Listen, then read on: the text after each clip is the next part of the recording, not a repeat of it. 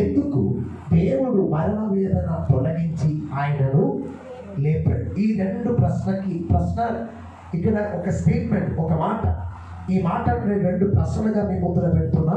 ఒకటి, మరణము యేసుక్రీస్తుని బంధించుట అసాధ్యం. ఎందుకు అది అసాధ్యం? నెంబర్ 2, దేవుడు మరణ వేదన తొలగించి ఆయనను ఎందుకు దేవుడు అతని మరణ వేదన నుంచి లేపాడు? మీరందరూ కొద్దిగా శ్రద్ధగా మీరు కూర్చోండి. యేసుక్రీస్తు యొక్క మరణం, సమాధి, పునరుత్థానం గురించి మత్తయి సువార్త, మార్కు సువార్త, లూకా సువార్త, యోహాను సువార్త, 4 సువార్తలో వివరణ ఉంది. నోట్ రాసుకున్నటువంటి వారి కొరకు మాత్రం నేను చెప్తాను. మత్తయి సువార్త 28వ అధ్యాయం 1 నుంచి 10 వరకు, మార్కు సువార్త 16 1 నుంచి 8 వరకు, లూకా సువార్త 24 1 నుంచి 12 వరకు. మళ్ళీ చెప్తున్నాం, మత్తయి 28 1 నుంచి 10 వరకు, మార్కు 16 1 నుంచి 8 వరకు, లూకా సువార్త 24 1 12 వరకు, యోహాను సువార్త 20 అధ్యాయం 21 అధ్యాయం.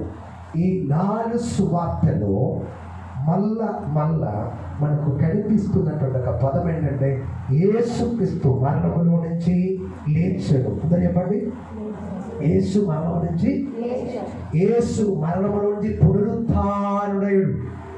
యేసు మరణము నుంచి, లేకపోతే యేసు మరణము నుంచి Jesus has risen from the dead. యేసు మరణము నుంచి లేచాడు. ఓకే, కానీ ఇది ఏ పుస్తకంలో కనిపిస్తుంది? 4 సువార్తలో. ఇంకా మీరందరూ గమనించండి, నేను ఇక్కడి నుంచి ఒక తేడా నేను చెప్తాను, ఒక చిన్న డిఫరెన్స్ చెప్తాను. ఈ 4 సువార్త తర్వాత అపొస్తలుల కార్యముల నుండి మనం మిగిలిన పుస్తకాలను చూస్తే యేసు ప్రభు లేచాడు అనే పదానికి బదులుగా అక్కడల్లా మనకు కనిపిస్తున్నటువంటి పదం ఏంటంటే దేవుడు ఆయనను లేపెను. ఏంటది? దేవుడు ఎవరు? యేసుక్రీస్తుని ఎక్కడి నుంచి?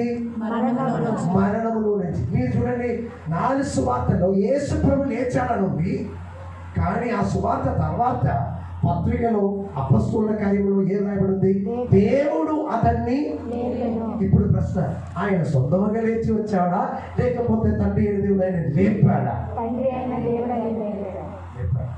కదా, ఇది రెండింటిలో ఆన్సర్ ఉంది. కానీ నేను ఒక చెప్తాను. మొదటిగా సువార్తలో ఆయన లేచాడు అనే మెసేజ్లో ఆయన లేచాడు అనే విషయము ఒక ఏమన్నది? డిస్క్రిప్షన్ అంటే ఒక వివరణ. ఆయన లేచాడు అనేది ఒక వివరణ. దేవుడు అతన్ని లేపాడు అనేది ఒక ఎక్స్ప్లెనేషన్. దానికి ఏమంటారు తెలుగులో? అదొక వివరించడమా? డిస్క్రిప్షన్ అంటే ఏంటి? డిస్క్రిప్షన్ అంటే జస్ట్ మనకు డిస్క్రిప్షన్ అంటారు, వివరణ. మీరు ఇంతవరకు చూడండి, మత్తయి మార్కు సువార్తలో అది ఒక డిస్క్రిప్షన్ అంటే ఒక చూపడం, ఒక సంఘటన జరిగిందని చూపడం. అపొస్తలుల కార్యము పత్రికలో దాని యొక్క వివరణ మనం చూస్తున్నాం. సరే, దీనికి తేడా ఏమని చెప్తారు? మీరు కొత్త అందరూ ఉన్నారా? మీరు బైబిల్లో గలతీ పత్రిక 1:1లో తండ్రి అయిన దేవుడు యేసు ప్రభుని లేపాడని ఉంది. ఏంటి? గలతీ 1:1లో తండ్రి అయిన దేవుడు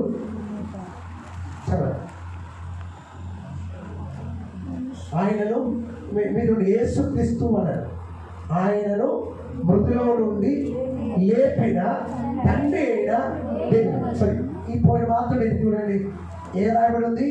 తండ్రి అయిన దేవుడు వలన అన్నది కదా. దాని ముందు మృతుల్లో నుండి లేపిన తండ్రి అయిన, సో తండ్రి అయిన దేవుడు యేసు ప్రభుని లేపాడంట.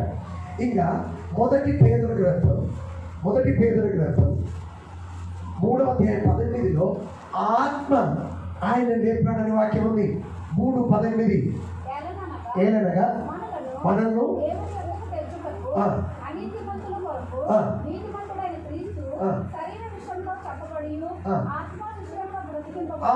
ఆత్మ విషయములో బ్రతికింపబడి, ఆత్మ విషయంలో బ్రతికింపబడి అంటే ఆత్మ అతన్ని బ్రతికింప చేశాడు. సో మొదటి వాక్యంలో ఎవరు బ్రతికింప చేశాడంట? తండ్రి. ఈ వాక్యంలో ఎవరు బ్రతికింప చేశాడంట? ఆత్మ. మీకు కన్ఫ్యూజన్ కాకుండా ఉండడానికి. మూడవది, యేసు ప్రభు తను తాను చెప్పినటువంటి యొక్క మాట నేను చెప్తాను. అది యోహాను సువార్త 2:18 వాక్యం. యోహాను 10:18.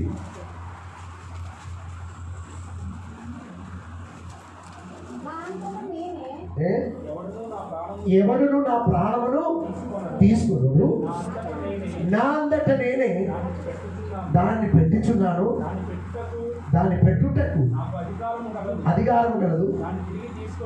మీరు చూడండి, ఏంటి? నా ప్రాణాన్ని తిరిగి తీసుకున్నటకు నాకు, అంటే అర్థం నాకు మరణములో నుండి తిరిగి లేవడానికి ఏముంది? అధికారం ఉంది. నా తండ్రి వలన ఈ ఆజ్ఞ. ఒకరోజు యేసు ప్రభు చెప్పాడు, ఈ మందిరాన్ని కూలగొట్టండి, 3 రోజుల్లో నేను దీనిని కట్టెదనా. అది యెరూషలేము దేవాలయం గురించి కాదు, తన శరీరం గురించి రాయబడింది.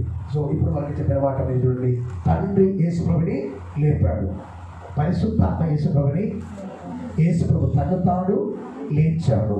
అంటే యేసు ప్రభు యొక్క పునరుత్థానములో తండ్రి అయిన దేవుడు, కుమారుడైనటువంటి యేసుక్రీస్తు పరిశుద్ధాత్మగా త్రియేక దేవునికి పాత్ర ఉందని మనం గమనించాలి. ఓకే, తండ్రి కుమార పరిశుద్ధాత్మకి ఏముంది? పాత్ర ఉంది. ఏంటి? యేసు ప్రభు లేచాడు. సరే, ఇంత అర్థమైందా? ఇంకొక మాట చెప్తాను. విశ్వాసులైనటువంటి మనం తెలుసుకోవాల్సినటువంటి విషయం నేను చెప్పాను కదా, చాలా వాక్యాలు నాకు చెప్పడానికి ఉంది. కానీ ఎక్కడ కూడా ఎంత వాక్యం చదివిస్తే మీరు ఎంతవరకు మీ శ్రద్ధ ఉంటుందో తెలియదు. కానీ రక్షణ పొందాలంటే, ఒక మనిషి రక్షణ పొందాలంటే, ఒక మనిషి ఆత్మ రక్షణ పొందాలంటే, మోక్షం పొందాలంటే, పరలోక రాజ్యం చేయాలంటే, నిత్య జీవం పొందుకోవాలంటే ఏం చెయ్యాలని ఒక వాక్యం నేను చూపిస్తాను. రోమపత్రిక 10:9 వాక్యం. ఈ సంఘంలో రక్షణ పొందినటువంటి ప్రతి ఒక్కరికి నేను ఈ వాక్యం తెలియజేశాను. మీరందరికీ తెలిసినటువంటి వాక్యం. ఇక్కడ మీరు శ్రద్ధగా వింటే ఈ ఆత్మీయ సత్యం మీకు గ్రహించవచ్చు. అదేమనగా, యేసు ప్రభువని నోటితో, మీరు శ్రద్ధగా ఏం చేయాలి? యేసు ప్రభు అంటే లార్డ్, అధికారి అని నీ నోటితో ఒప్పుకొని, దేవుడు మృతులలో నుండి ఏంటది? ఎవరు లేపాడని? దేవుడు. ఆ పదం మీరు గమనించాలి. ఎందుకంటే చెప్తాను, దేవుడు మృతులలో నుండి ఆయనను లేపెనని నీ హృదయం మందు విశ్వాసముంచిన ఎడల నీవు రక్షింపబడదు. సో రక్షింపబడాలంటే ఏం చేయాలి? 2 కార్యం చేయాలి. ఒకటి, యేసుని ప్రభువుగా నోటితో ఏం చేయాలి? చాలా మంది చెప్తారు, మేము మన మాత్రం చెప్తున్నానని. మీరు చెప్పండి, మీ అనుమతి లేకుండా మీ నన్ను నొప్పితే మీరు చెప్తారా? చెప్పు యేసు ప్రభు, చెప్పు యేసు ప్రభు అంటే ఎవరైనా చెప్తారా? లేదు. మీరు చూడండి, దేనికి ఎదుగుతారో వాడు ఏం చేయలేదు, పొలబడి పట్టడానికి అవసరం లేదు. ఇప్పుడు లూజరంతా పెద్ద పోటీ నీ నోటితో సరే, ఒకవేళ ఏదో రకంగా ఒప్పింపు చేసిన. రెండవ కార్యం, మీ హృదయం. మీరు దేవుడు మృదులో నుండి ఆయనను లేపాడని నీ హృదయమంతు ఇది ఎవరికైనా బలవంతం చేయడానికి ఏం నమ్మాలి? దేవుడు మృదులో నుండి ఆయనను లేపాడని నీ హృదయము అందు విశ్వసించలేదా నీవు. మీరందరూ గమనించండి, ఇది బలవంతం చేసే పని కాదు. 2 కార్యం నమ్మితేనే మీకు రక్షణ, నాకు రక్షణ. ఒకటి, యేసు నా ప్రభు అని ఒప్పుకోవాలి నోటితో. అది మా క్రిస్టియన్ పెళ్ళికి మీరు రండి, అప్పుడు చెప్తాం. అంటే ఇదే నా భార్య అని, ఇదేనా ఈమెను నా భార్యగా స్వీకరిస్తున్నాను, ఈయన నా భర్తగా. ఆ మాటకి ఎంత పవర్ ఉందంటే చాలా వరకు పర్లేదు. అలాగే ఏమన్నారంటే భార్య భర్త సంబంధం చావుతో అయిపోతుంది, కానీ ఇది చావుతో కూడా అయిపోయేది కాదు. ఏంటది? యేసుని ప్రభువుగా నోటితో. రెండవది, ఆ ఒప్పుకి ఎలాగ రావాలంటే దేవుడు మృదులో నుండి ఆయనను లేపడని హృదయములో, ముట్టిగా చెప్పడం కాదు, హృదయంలో ఉన్నట్టు. కానీ అక్కడ మీరు పదం చూడండి, దేవుడు మృదులో నుండి ఆయనను. ఇలాగ నాకు చాలా వాక్యాలు చూపించవచ్చు. దేవుడు అతన్ని, దేవుడు అతన్ని, దేవుడు అతన్ని, దేవుడు అతన్ని. ఇంకా కాలేజీలో చదివినటువంటి వాళ్ళు ఇక్కడ ఉన్నారు. ఇక్కడ లేకపోతే స్కూల్లో ఎక్కువగా కాలేజీలో నేను అది ఒక చిన్న ఉదాహరణ చెప్పి నేను వస్తాను. అదేంటంటే ఈ తెలియలేనట్టు ఇప్పుడు తెలుసుకో, గ్రాడ్యుయేషన్. ఓకే, మీ గ్రాడ్యుయేషన్ ఉందా? ఎక్కడ అయిపోతుందా? ఈ గ్రాడ్యుయేషన్ అంటే తెలియలేమన్నా పట్ట భద్రపరచడం పట్టేదా? చూడండి, ఆ రోజు కాలేజ్ వెళ్ళినటువంటి వారికి తెలుసు, లేనటువంటి వారు వెళ్ళండి, అలాగే ఇదే జరుగుతుంది. అక్కడ ఇలా లేదు. అదేంటంటే స్టూడెంట్స్ అందరినీ వాళ్ళ ప్రిన్సిపల్ నిలబడి వాళ్ళ చేతిలో ఒక బుక్ ఉంటుంది, ఒక పేపర్ ఉంటుంది. వాళ్ళు చెప్తారు, these are the graduating students, please start up అని చెప్తారు. అప్పుడు వీళ్ళందరూ అంటే వీళ్ళే గ్రాడ్యుయేటింగ్ చెప్పారు, అంటే కోర్స్ అంటే పూర్తి చేసినారు. అలాగే వాళ్ళు చేస్తున్నారు. వీళ్ళు ఇలాగే చదువుతారు. ఏంటంటే వీళ్ళకి ఇప్పుడు డిగ్రీ డిప్లొమా ఇవ్వబోతున్నారు. ఇంకా ఇలాగే చదువుతారు. ఏంటంటే ఈ కోర్సు పూర్తి చేయడానికి ఈ కాలేజ్ ఇచ్చినటువంటి సర్వ నిబంధనలు పాటించి ఇది సక్సెస్ఫుల్గా కంప్లీట్ చేసినందుకు వీరికి ఈ యొక్క గ్రాడ్యుయేషన్ లేకపోతే ఈ యొక్క డిగ్రీ ఇస్తున్నారు. మీకు తెలిసి ఆ రోజు చాలామంది ఆడ తెలియనటువంటి వారు ఉన్నారు, ఈడ జాయిన్ అయినటువంటి వారు ఉన్నారు, జాయిన్ అయ్యి ఉండే నైట్ డ్యూటీకి వెళ్ళే వాళ్ళు ఉన్నారు, క్లాసు డుమ్మా కొట్టి సినిమాకి మీకు తెలుసా. అందుకే లాస్ట్ మీ కాలేజీలో ప్రిన్సిపల్ దగ్గర వెళ్తారు, నాకు 60% ఉంది, నాకు 70% లేదని బాధపడతారు. అలాంటి అందరినీ ఏం చేస్తారు? పక్కన పెట్టుకొని ఎలిజిబుల్, తెలుగులో ఏమంటారు దానికి పదం? ఎలిజిబుల్, యోగ్యులైనటువంటి వారిని మాత్రమే ఇస్తున్నట్లుగా. మీకు తెలుసా ఎందుకు దేవుడు అతన్ని లేపాడని చెప్పడానికి కారణం? మీరు చూడండి, యేసు ప్రభు చేయాల్సినటువంటిదంతా, నిర్వహించవలసినటువంటిదంతా, అతడు ఏ ఉద్దేశంతో వచ్చాడో ఆ ప్రణాళిక ఉద్దేశం అంతా ఈయన పూర్తీకరించాడని తెలుసుకున్నటువంటి దేవుడు, ఆయన సక్సెస్ఫుల్గా ఇది కంప్లీట్ చేశాడని తెలిసినటువంటి దేవుడు అతను ఏం చేశాడన్న? లేపాడు. దేవునికి స్తోత్రం కలుగును గాక. అందుకే శుక్రవారం మనము వచ్చి అద్భుతంగా యేసు ప్రభు మరణం గురించి మనం ధ్యానించాం. మీరందరూ గమనించాలి, ఈ రోజు నేను చెప్పబోయే విషయం ఏంటంటే దేవుడు యేసు ప్రభుని లేపాడని చెప్పడానికి కారణం, యేసు ప్రభు తాను సరే లేచిపోతామని అలాగే లేచి వచ్చేవాడు కాదు. దేవుడు లేపడానికి కారణం ఏంటంటే, మీరు చూడండి, యేసు ప్రభు తాను కొరకు చనిపోయాడా? ఎవరి కొరకు? మీ కొరకు. నెంబర్ 2, యేసు ప్రభు తన పాపం కొరకు మరణించాడా? మన పాపం. యేసు ప్రభు తన భవిష్యత్ కొరకు మరణించాడా? మీరందరూ చూడండి, మన పాపం కొరకు మరణించాడని, మన రక్షణ కొరకు మరణించాడని, మన నిత్యత్వం కొరకు మరణించాడని చెప్పేసి ఆయన మరణించాడు. ఓకే, ఇక్కడ మీరు చూడండి, నమ్ముతున్నారు ఇంతవరకు? అయితే ఆయన లేపాడని పదానికి అర్థం ఏంటంటే, దేవుడు అతన్ని యాక్సెప్ట్ చేశాడు, అంగీకరించాడు, ఆయన అర్పించినటువంటి బలి స్వీకరించాడు. దానివల్ల మీరు నేను అంగీకరించబడను, మీరు దేవుని దృష్టికి అంగీకారం పొంది ఉన్నామన్నది అప్రూవల్ సీలే యేసు ప్రభు దేవుని లేపినప్పుడు జరిగింది. హలో, మీరందరూ ఉన్నారా? మీరందరూ గమనించండి, దేవుడు అతన్ని లేపాడని చెప్తే అర్థం ఏంటంటే, నేను కూడా క్రీస్తులో అంగీకరించబడ్డాను, క్రీస్తులో దేవుడు నన్ను కూడా అక్సెప్ట్ చేశాను, క్రీస్తుల దేవుడు నన్ను కూడా క్షమించాడు అని తెలియపరచడానికి ఈ పదం మళ్ళా రాయబడింది. ఏంటి? దేవుడు యేసు ప్రభుని. ఒకవేళ నేను ఇప్పుడు చెప్పినట్లుగా మీరు రిక్వైర్మెంట్ నేను కంప్లీట్ చేయలేదు, మీకు గ్రాడ్యుయేషన్ వస్తుందా? ఇవ్వలేదు. యేసు ప్రభు ఇది ఏం చేయలేదు అనుకోండి, ఇది చేసినది తండ్రికి నచ్చలేదు అనుకోండి, మళ్ళీ ఆయన లేపాలా? లేదు. ఆ లేపడం అంటే అర్థం ఆయన చేయాల్సినదంతా. అందుకే ఈరోజు నీ గురించి నా గురించి ఉన్నటువంటి ఒక అద్భుతమైనటువంటి సందేశం, ఇంకా మిగిలిన సమయం ఎక్కువ వివరణ లేకుండా చెప్తాను. మరణం ఆయనను బంధించుట గట్టిగా చెప్పాలి. మరణం యేసుక్రీస్తుని బంధించుట అసాధ్యం.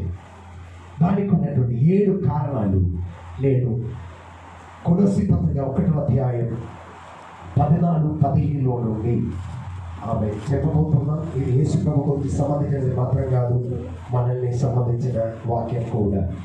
నేను ఈ 2 వాక్యముల నుండి 7 points that I'm going to explain నేను మీకు ఇవ్వబోతున్నా.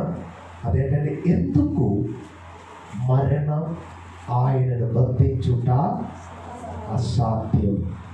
ఈరోజు ఈస్టర్ అని చెప్పి ఎవాంజలిస్ట్ చేసుకుంటూ అందరూ వచ్చారు. ఈస్టర్ అని చెప్పి వచ్చే వాళ్ళకు రాలి. ఏంటంటే తెలుసా, ఈ 7 కార్యాలు వలె మరణం అతన్ని బంధించుట. హలో, మరణం యేసు ప్రభుని ఎందుకు తండ్రి లేపాడని చెప్పాను. ఎందుకు?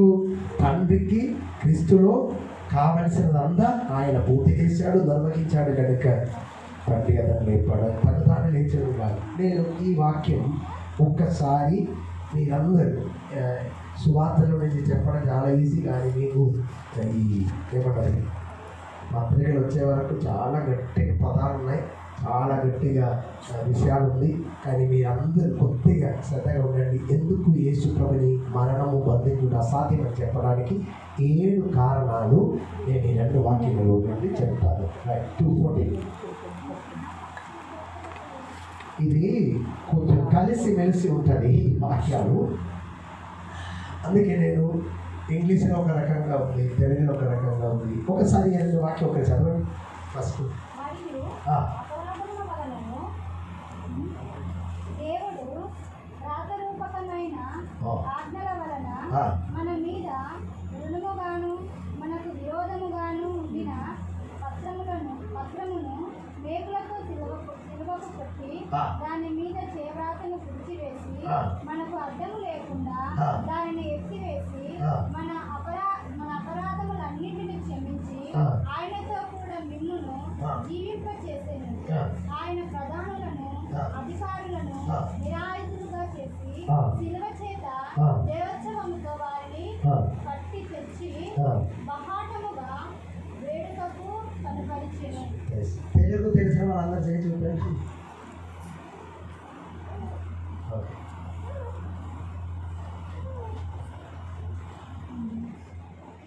ఇప్పుడు చదివిన ఈ 2 వాక్య భాగం మీకు ఏమైనా చదువులు అర్థమైందా?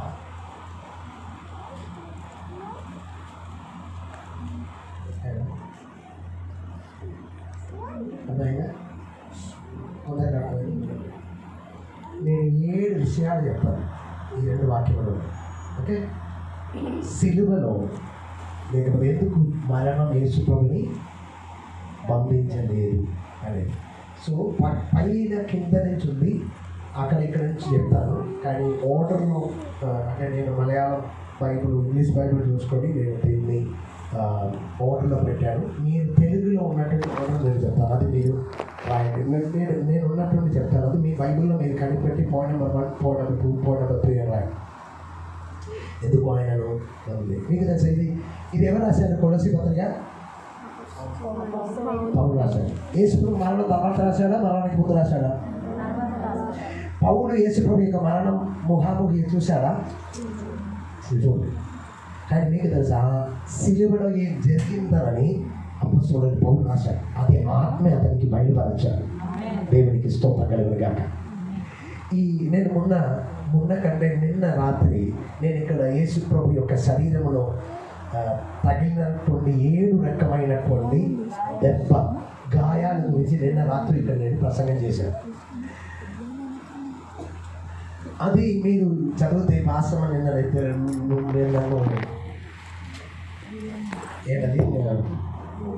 ఏడిపించారని చెప్పారు. నిన్న రాత్రి ఇంటికి వెళ్ళినప్పుడు మీరు నన్ను ఏడిపించారు. ఎందుకంటే అది నిన్న చదివినటువంటి వాక్య భాగం అంతా చదివితే నాకు ఏడిపించున్నారు. అక్కడ మనం చూసినట్లయితే యేసు చాలా భయంకరంగా కొట్టబడింది, చాలా కష్టాలు అనుభవించినట్టు అనిపిస్తుంది. కానీ మీరు చూడండి, ఇక్కడ కూడా సిలువలో ఏం జరిగిందని రాయబడింది 7 విషయాలు. ఇది ఆత్మలో జరిగింది, ఆత్మలోకంలో జరిగింది. ఆ 7 విషయాలు త్వరగా చెప్తాను. ఈ యేసు ప్రభు పక్కన ఉన్నటువంటి ఒక దొంగ చెప్పాడు, నిన్ను రక్షించి నీవు మళ్ళా వచ్చి మమ్మల్ని కూడా. అక్కడ నడుచుకుంటూ వెళ్ళినటువంటి వారు అన్నారు, వీడు అందరినీ రక్షించాడు కానీ ఇప్పుడు తను రక్షించలేక. అంటే అందరి దృష్టిలో యేసు ప్రభు ఏంటంటే ఒక దౌర్భాగ్యుడుగా ఏ హెల్ప్ లేకుండా మరణిస్తున్నట్టుగా మనకు అనిపిస్తాయి మనుషుల మాటలు. కానీ అక్కడ జరిగినది ఏంటని ఈ వాక్య సెలవిస్తుంది. ఏంటంటే 7 కార్యాలు. నెంబర్ 1 ఇంగ్లీష్లో ఇది రాయబడి ఉంది, అది 13వ వాక్యం ఇంగ్లీష్లో, forgiving you all trespasses. ఇక్కడ చూడండి, తెలుగు మలయాళం సారీ ఇంగ్లీష్ బైబిల్లో having forgiven you all. ఇది తెలుగులో ఎక్కడ వస్తుంది? ఇక్కడ మన అపరాధములన్నిటినీ సిలువలో ఎందుకు యేసు ప్రభుని మరణం బంధించలేదు అని దానికి కారణాన్ని నేను చెప్పబోతున్నాను. నెంబర్ 1, మన అపరాధములన్నిటినీ. అపరాధం అనే పదానికి అర్థం ఇంకొక పదం నేను చెప్తాను తెలుగులో, అతిక్రమం. ఆజ్ఞ మీకు అందరికీ తెలుసు, ఆజ్ఞాతిక్రమం పాపానికి జీతం మరణం. ఏదనిలో దేవుడు చెప్పాడు, ఇది తింటే నువ్వు పాపం చేస్తున్నటువంటి మనిషి మరణిస్తాడని దేవుని వాక్యం. సో మరణానికి కారణం పాపం, మరణానికి కారణం అతిక్రమం, పాపం, అపరాధం. సిలువలో దేవుడు యేసు ప్రభు చేసినటువంటి మొదటి కార్యం. ఎందుకు మరణాన్ని అతన్ని బంధించడానికి వీళ్ళదంటే, పాయింట్ నెంబర్ 1, మన అపరాధములన్నిటినీ మరణానికి కారణమైనటువంటి అపరాధముల్ని ఆయన క్షమించాడు. అందరూ చెప్పండి, అపరాధములకు మరణానికి కారణమైన అపరాధములన్నిటినీ క్షమించాడు. మీరందరూ చూడండి, యేసు ప్రభు సిలువలో పలికిన మొదటి మాట విన్నాం. ఏంటది? తండ్రి నేనేం చేయించున్నారో మీరు ఎరుగని కనుక. ఈ ప్రార్థన చేస్తున్నప్పుడు మీరు చాలా మంది నాతో సహా చెప్తున్నా, ఈ దేవుడు వింటాడా అని ఒక సందేహం. కానీ యేసు ప్రభుకి అలాంటి సందేహం ఎప్పటికి కూడా, ఆయన తండ్రితో చెప్తే అది అలాగా సరే. ఆయన మన క్షమాపణ కొరకు తండ్రితో ప్రార్థన చేస్తే మనం క్షమించబడతారా లేదా? నెంబర్ 2, ఇప్పుడు యేసు ప్రభు తండ్రి యొక్క కుడి పార్శ్వములో కూర్చొని మన కొరకు ఏం చేస్తున్నాడు తెలుసా? విజ్ఞాపన. ఎవరి కొరకు? సరే మీరు చెప్పండి, అది తండ్రి వింటాడా లేదా? వింటాడా? అయితే ఇది ఖచ్చితంగా జరుగుతుంది. మన అపరాధములన్నీ మరణానికి కారణమైన అపరాధములను అతడు సిలువలో క్షమించినందుకు మరణం అతన్ని బంధించుట అసాధ్యం. దేవునికి స్తోత్రం కలుగునుగాక. అదే మాటలో మనం ఈ పునరుద్ధరణలో తెలుసుకోవాలి. ఆయన నా పాపాన్ని అపరాధముని క్షమించినందుకు మరణం మనల్ని బంధించడం కూడా తాత్కాలికంగా శరీరంలో మనం మరణించాలి, కానీ మరణం ఎప్పటికి కూడా క్రైస్తవ విశ్వాసాన్ని పర్మనెంట్గా బంధించలేదు. ఎందుకంటే మరణం యేసు ప్రభుని బంధించలేదు కనుక. నెంబర్ 1 ఏంటి? మన అపరాధములను క్షమించి. రెండవది ఏంటంటే ఇక్కడ మీరు చూడాలి, తెలుగు కొద్దిగా కష్టంగా ఉంది. దేవుడు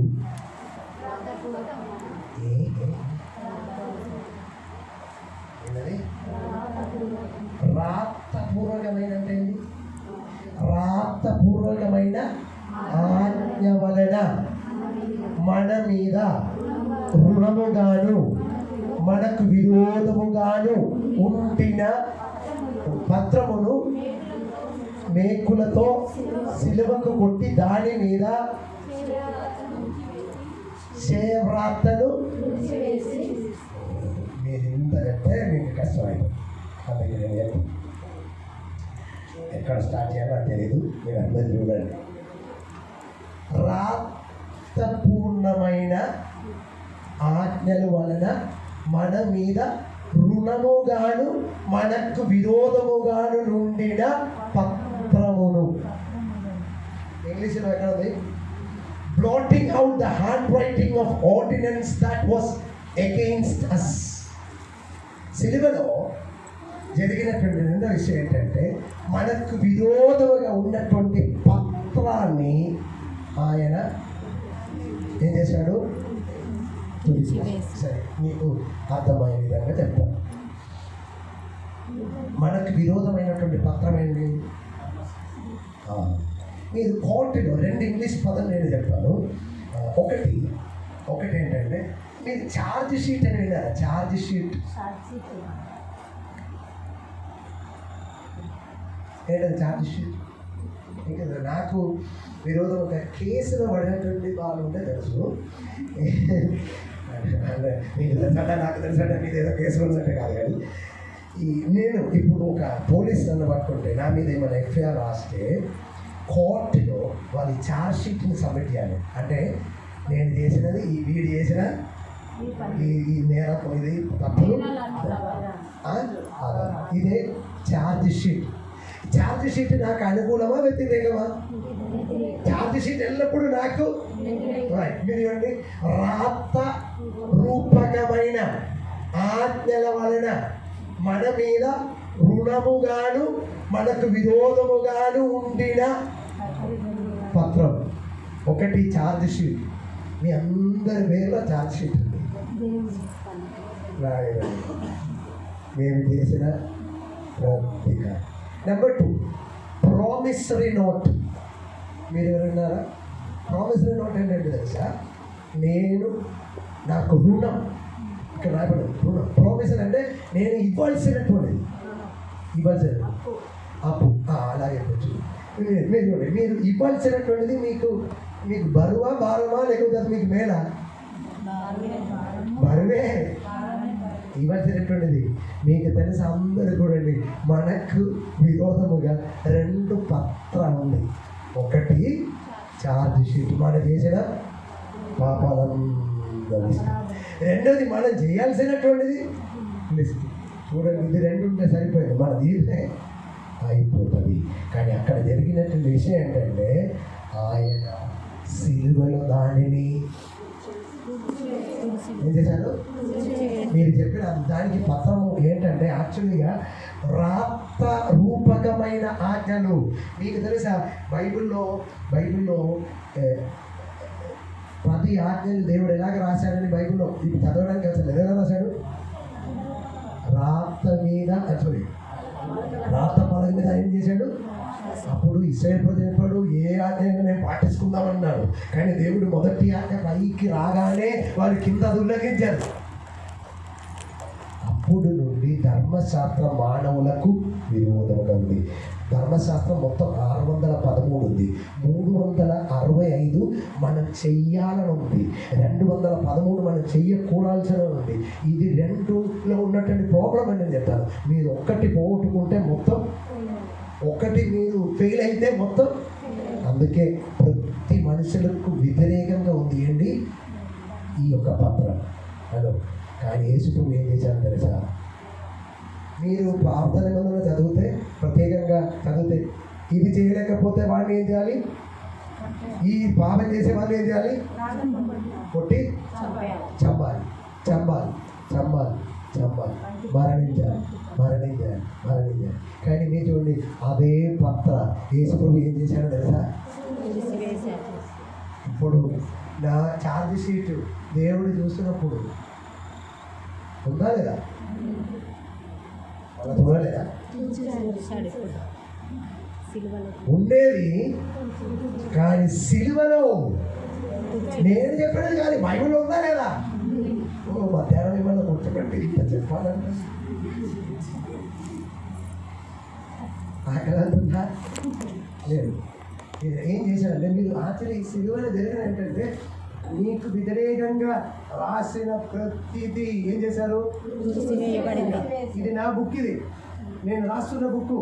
నేను ఒక పాయింట్ రాస్తే దీనిని తుడవడానికి ఉన్నటువంటి రైట్ అధికారం ఎవరికి ఉంది? నాకు మాత్రమే ఉంది. అందుకే మనకు ధర్మశాస్త్రం మనకు విరోధముగా రాసినటువంటి దేవుడే మానవ రూపం నుంచి ఏం చేశాడు? సంతోషం ఉందా? ఎందుకంటే ధర్మశాస్త్రం ఉల్లంఘించే వారు మరణించాలి. యేసు ప్రభు దానిని తుడిచి వేసినందుకు మరణం ఆయనను బంధించుట. సరే, ఇంకొకటి కూడా చెప్తాను. ఇక్కడ మేకుతో మూడో విషయం ఎక్కడ ఉన్నది? రాతపూర్ణమైన ఆజ్ఞలను మన మీద రుణముగాను మనకు విరోధముగా ఉండిన పత్రమును. ఇక్కడ ఈ తెలుగులో ఇది ఫస్ట్ వస్తుంది. ఓకే, మేకులతో. సరే, అందరికీ తెలుసు. మొన్న చెప్పాను, ఉన్న చెప్పడానికి అసలు మీకు ఆల్రెడీ తెలుసు. ఎన్ని సిలువలు ఉంటాయి అక్కడ? 3 సిలువలు. 3 సిలువలు ఎంతమంది ఉన్నారు? ముగ్గురు. మధ్యలో ఒక పక్కన ఇంకొక పక్కన. వాళ్ళ గురించి తెలుగులో ఏం రాయబడింది? వాళ్ళని సిలువ వేశాడు. ఏం చేశాడు? సిలువ వేశాడు. సో ఒక మనిషిని సిలువ వేయడం ఎలాగంటే, నేను ముందు చెప్పాను, మీరు ఫోటోలో చూసినట్టుగా కాదు, సినిమాలో చూసినట్టుగా కాదు. ఇక్కడ వాళ్ళు మేకు కొట్టలేదు, వాళ్ళు కొట్టినది ఇక్కడ రిస్ట్. మీరు ఇక్కడ చూసే తెలుసు, ఇక్కడ ఒక హోల్ పడుతుంది ఉంటారు.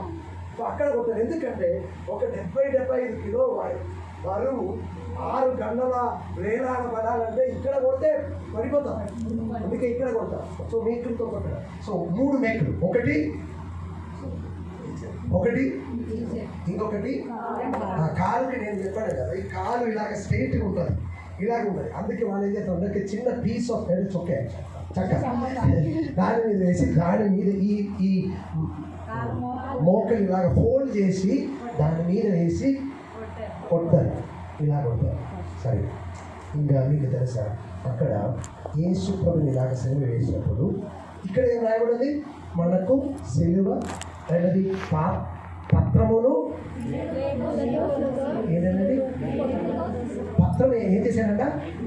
తర్వాత తుడిశానని ఉంది. కానీ ఇంకొక పోటీ నేను మేకులతో. ఇంకా మీరందరూ చూడండి, ఈ 3 మేకులు కాకుండా యేసు ప్రభు సిలువ మీద ఒక బోర్డు పెట్టినట్టుగా బైబిల్లో ఉంది కదా సార్. ఏనది? యూదుల ఆనాడు ఈ సిలువలో మరణిస్తున్నటువంటి వ్యక్తి చేసినటువంటి నేరం ఏంటోనని ఆయన తల మీద పెట్టి ఏం చేస్తారంటే, ఇక్కడ మీరు చూడాలి. ఈ పదానికి అర్థం నేను చెప్తాను. మనకు విరోధమైనటువంటి పత్రమును పొడిచి వేశానని ఉంది కదా, అది మాత్రం కాదు. ఈ పలగయా పైన రాస్తారా? ఇంకా దీని మీద రాస్తారంట పలక. వుడ్ పీస్, చెక్కర్ ఉంది కదా, ఒక బోర్డు లాంటిది. కదా, మీరంతా చూడండి, అంటే బోర్డు లాంటివి. ఆ బోర్డులో ఇంకొక దీనికి ఒక చారిత్రకమైనటువంటి సందేశం ఉంది. అదేంటంటే, ఇప్పుడు మీ గురించి ఉన్నటువంటి నేరం అందరూ రాసానుకోండి, దాని మీద అది సిలువలో మరణిస్తున్నాం దాని వాళ్ళ పైన రాస్తారు. ఇంకా తెలుసా, ఆయన తల మీద ఈ మేకులతో కొట్టారనుకోండి, మళ్ళా యేసు మరణించాడు. ఆ ఫలం ఎక్కడుందో మనకు తెలియదు కదా. కానీ మీకు తెలుసా, ఆ పలక ఎవరికి కనిపించినా వాళ్ళు చెప్తారు ఈ యొక్క ఏ మనిషి అయితే ఆయన యొక్క పాపం, ఆయనకి శిక్ష ఆల్రెడీ విధించబడింది. ఎందుకు? ఆ పలకలో ఒక హోల్ పడుతుంది. ఏంటది హోల్? ఆ హోల్కి అర్థం ఏంటో తెలుసా? ఆల్రెడీ ఈయనను శిక్షించాలని. అందరున్నారా? ఈ అర్థం ఏంటంటే తెలుసా? పత్రమును మేకులతో సిలువకు కొట్టిన అర్థం. మన అందరి పాపము రాసినటువంటి అది తుడిచడం మాత్రం కాదు, అది ఆ రోజు క్రీస్తు తన సిలువతో పెట్టి ఏం చేశాడట? మేకులతో. అంటే అర్థం ఏంటంటే మన శిక్ష, మనకున్నటువంటి శిక్ష ఆల్రెడీ పే చేయబడింది. నేను మొన్న శనివారం మన గ్రూప్లో ఒక మెసేజ్ పెట్టాను, మీరు చూసారా? Jesus paid it all. తెలుగులో ఏమన్నది? యేసు వేళ సమస్తము చెల్లించాడు. అంటే అర్థం మనము ఇంకా ఏం చెల్లించవలసకుండా ఆయన చెల్లించాడు. సో 3 మాట ఇప్పుడు నేను చెప్పాను. ఒకటి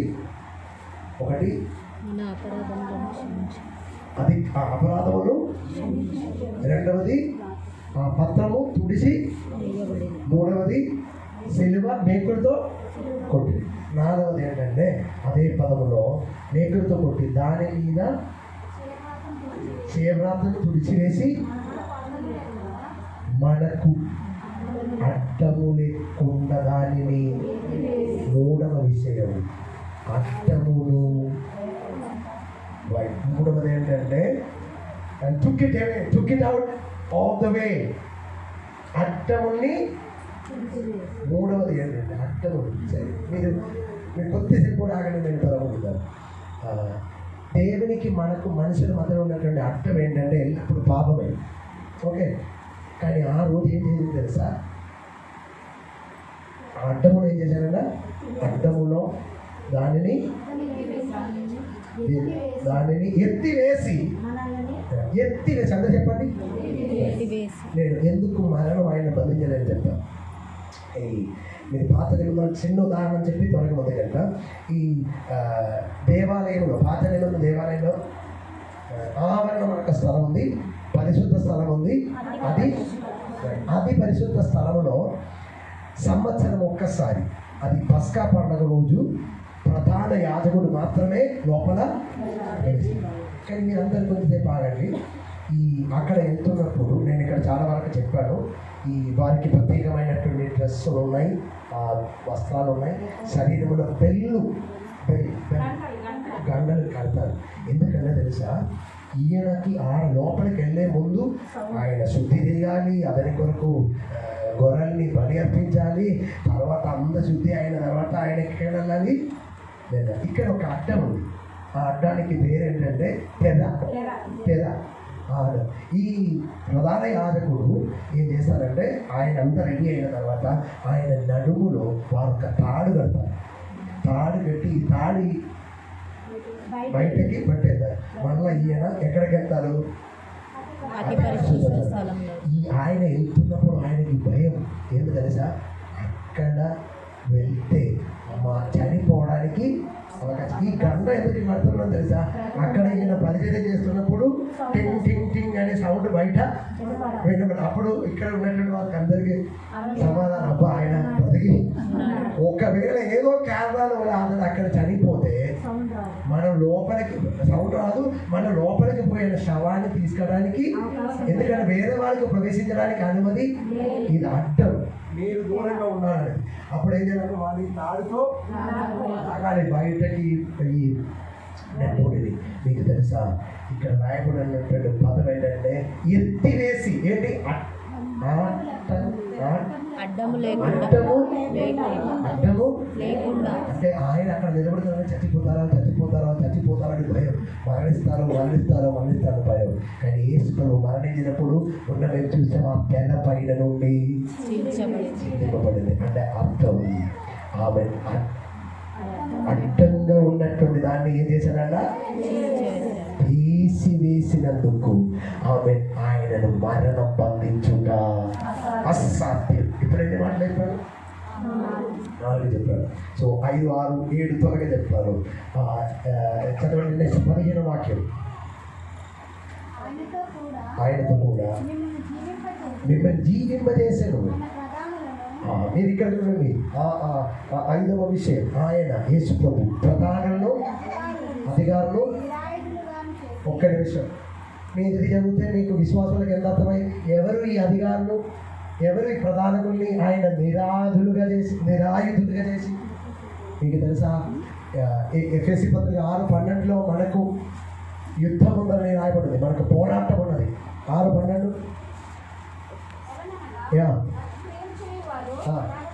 6:12 ఎలా అనగా మనం పోరాడున్నది శరీరులతో కాదు కానీ ప్రధానులతో అధికారులతో ప్రస్తుత అంధకార సంబంధమైన లోకనాథులతోనూ ఆకాశ మండలమందున్న ఇది ఎవరి గురించి రాయబడింది?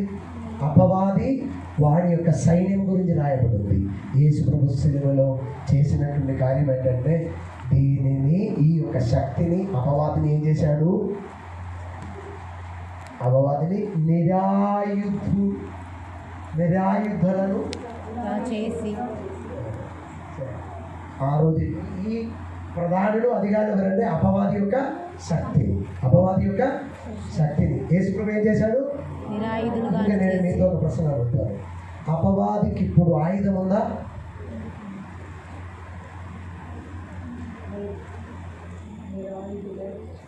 అపవాదిని నిరాయుధులుగా చేశాడంటే ఏంటి అర్థం? లేకుండా మీరందరికీ తెలుసా, అపవాదికి ఇప్పుడు ఆయుధం లేదు, కానీ దేవుడు మనకు సర్వాంగ కవచం ఇచ్చాడని వాక్యం ఉంది. అపవాదికి ఇప్పుడు అధికారం లేదు. ఆమె పాముల్ని, తేలుని తొక్కటానికి ఉన్న అధికారం నేను నీకు ఇస్తున్నా అంటున్నాడు. దేవునికి స్తోత్రం కలుగును గాక. అప్పుడు వరకు మరణం యొక్క అధికారి ఎవరంటే ఈ అపవాది అయిన సాతాను. కానీ యేసు తన మరణము చేత అపవాదిని ఏం చేశాడు? ఆయుధం లేకుండా వాడుగా చేసినందుకు మరణం ఆయనను బంధించుట అసాధ్యం. నెంబర్ 6, సిలువ చేత జయోత్సవంతో. ఏంటది? సిలువలో మీరు ఎవరైనా జయం చూస్తున్నావా? సాధారణంగా అయ్యో దప్పికతో ఉన్నానని చెప్తున్నటువంటి యేసు ప్రభుని, శరీరం అంతా గాయపరచబడినటువంటి క్రీస్తుని, దొంగల మధ్యలో మరణిస్తున్న క్రీస్తునే చూస్తున్నాం కదా. కానీ ఇక్కడే రాయబడింది సిలువ చేత జయోత్సవం. సిలువలో యేసు ప్రభు జయం పొందాడండి. సిలువలో ఏం చేయమంటే మరణము మీద జయం, శాపము మీద జయం, అపవాది మీద ఆయన జయం పొందడం మాత్రం కాదు, ఆయనలో నమ్మే వారికి ఆ జయం ఆయన అప్పగించాడు. సో ఎందుకు మరణం అతన్ని బంధించలేకపోయినంటే, సిలువలో ఆయన అపజయం పొందలేదు, సిలువలో ఆయన జయోత్సవముతో ఈ వారిని అంటే ఎవరు? ఈ అపవాది శక్తిని పట్టి తెచ్చి, ఈ బాహాటము అంటే అర్థం ఏంటి? మీరు తెలిపండి. అర్థమండి వారిని బాహాటం అనేది వేడుకగా వేడుక ఉంది. బాహాటముగా వేడుకకు ఇది ఒక ఆనాడు యుద్ధములో జరిగినటువంటి కార్యం. అది నేను త్వరగా చెప్తున్నా, ముగిస్తాను. అదేంటంటే, 2 రాజులు, 2 సైన్యము యుద్ధం చేస్తున్నప్పుడు ఒకడు గెలుస్తాడు, ఒకడు ఓడిపోతాడు కదా. ఈ ఓడిపోతున్నటువంటి సైన్యం రాజు ఏం చేయాలంటే, గెలిచిన రాజు దగ్గర వచ్చి ఆయుధాలు మాత్రం కాదు, వారి చేతులు బంధించడానికి అది మాత్రం కాదు, ఈ ఓడిపోయినటువంటి సైనికులు అందరినీ ఈ గెలిచినటువంటి రాజు, అలాగ సైన్యం గెలిచినటువంటి రాజు యొక్క దేశంలోనికి ఒక ర్యాలీ అంటే ఊరేగింపు తీసుకొస్తారు. ఎందుకంటే తెలుసా, ఆ ఊర్లో ఉన్నటువంటి వారు ఇప్పుడు భయంతో ఉన్నారండి. మేము మా దేశం, ఆ దేశంలో యుద్ధము, మా భర్త, నా కుమారుడు ఆ యుద్ధ సైన్యంలో వాళ్ళకి ఏమైందని బాధపడుతున్నటువంటి వారు ఈ ఊళ్ళో ఉంటారు కదా. అక్కడ జరుగుతున్న కార్యం ఏంటంటే వారు భయము పోవటానికి, వారు దుఃఖం మారడానికి ఈ ఓడిపోయినటువంటి శత్రువుని అందరి ముందు ఊరేగింప చేస్తున్నట్లుగా యేసుక్రీస్తు సిలువను చేసిన ఏంటో తెలుసా, మనం ఎవరు కూడా భయపడకుండా ఉండటానికి, నిరీక్షణ కలిగి ఉండటానికి, ధైర్యంతో ఉండటానికి, అపవాది శక్తిని ఓడింప చేశాడని తెలియపరచుటకు అపవాది శక్తి మీద ఆయన చేశాడంటే బహాటముగా వేడుకను. అంటే అందుకే నేను శుక్రవారం చెప్పాను కదా, మా ఊర్లో ఈ శనివారము మాట్లాడడానికి కూడా మాకు అనుమతి ఇవ్వలేదు.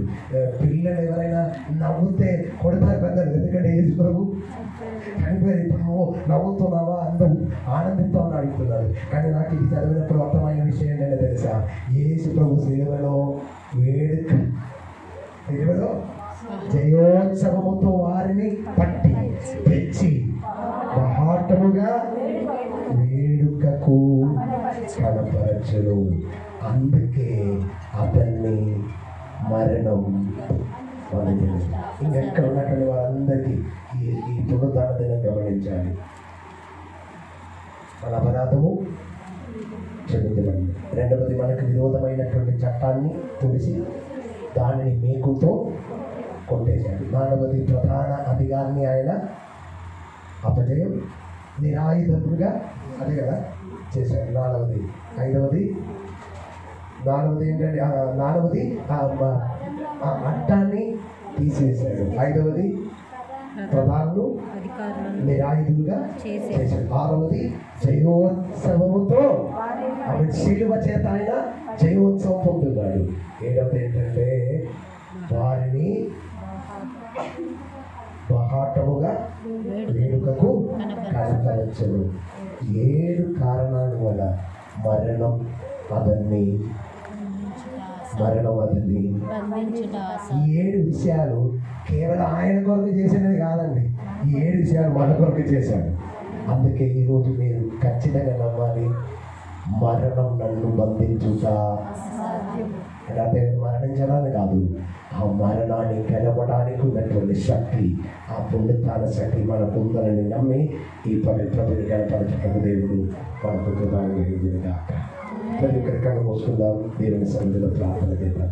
ఎందుకు యేసు ప్రభుని మరణం బంధించలేదు? ఒకటి, మరణానికి కారణమైన అపరాధాలని మనం క్షమించుకు. రెండవది, మనకు విరోధంగా ఉన్నటువంటి ఆ ఒక పత్రమును ఆయన తుడిచివేశాడు. మాత్రం కాదు, దానిని సిలువ వేశాడు. మనకు దేవుడికి మధ్యలో ఉన్నటువంటి అడ్డంగాన్ని ఆయన తొలగించాడు. అధికారుల్ని, ప్రధానుల్ని ఆయన నిరాయుధులుగా చేశాడు. మాత్రం కాదు, ఆ సిలువలో ఆయన జయము పొంది ఉన్నాడు. ఆ అపవాది దురాత్మ శక్తుల మీద ఆమెను ఊరేగింప చేసి ఆమె మనకు జయమని గ్రహించినందుకు మరణం ఆయన బంధించుట అసాధ్యం. 7 మాటలు ఈ పగలు మీరు హృదయంలో ఉంచుకోండి. దేవుని సన్నిధిలో మన రక్షణకి ఆధారం, మన పాపక్షణకి ఆధారం, మన నిరీక్షణకి ఆధారం యేసు ప్రభు సిలువను నిర్వహించినటువంటి 7 కార్యాలను తెలుసుకొని ఆయనను తండ్రి అంగీకరించాలని అర్థం. నన్ను మిమ్మల్ని అంగీకరించాలని అర్థం. తండ్రి యేసు ప్రభుని లేపాడని అర్థం. నా కొరకు, నీ కొరకు యేసు ప్రభు చేసినటువంటి కార్యం సఫలమైందని అర్థం. అందుకే మీరు చెప్పాలి, మరణం ఆయనను బంధించుట అసాధ్యం. అలాగే లోక పాప మరణ శక్తి నన్ను, నా కుటుంబాన్ని, సంఘాన్ని బంధించుట అసాధ్యం. దేవునికి స్తోత్రం కలుగును కాక. వాక్యమందు ప్రతి ఒక్కరు తను తాను సమర్పించి ప్రార్థిస్తున్నప్పుడు మనము మరొకసారి కూడా ప్రభు వల్ల పరిచర్యలో సిలువ మీద మనం చూడబోతున్నాం. దాని ముందు ఒకరు దేవుని సన్నిధిలో ప్రార్థన చేయవలసిందిగా కోరుకుంటున్నాం. ఈ వాక్య పరిచర్య నిమిత్తం ప్రతి ఒక్కరికి ఆశీర్వాదం ఒప్పుటకు దేవుని సన్నిధిలో ప్రార్థిస్తున్నప్పుడు తర్వాత మనం ఆ సిలువను ధ్యానిస్తూ ఆమె యేసుక్రీస్తు యొక్క మరణాన్ని గురించి